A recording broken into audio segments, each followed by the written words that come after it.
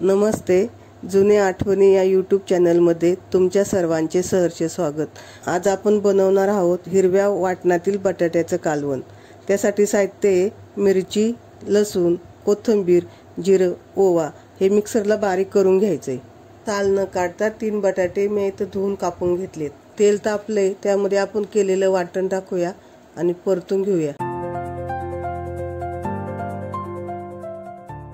मसाला परतलाय, त्यात बटाटे टाकूया.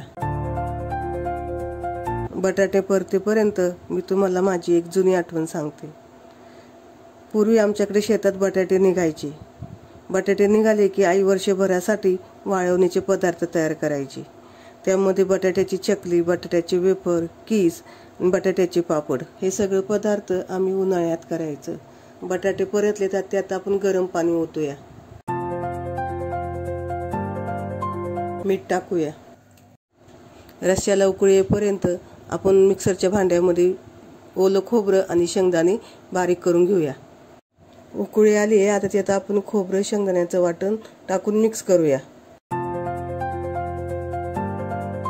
बटाटे शिजेपर्यंत झाकण ठेवूया. 5 ते 10 मिनिटं झालेत. आता आपण झाकण काढूया. आता बटाटे आपले छान शिजलेत. त्यावर आपण कोथिंबीर टाकूया.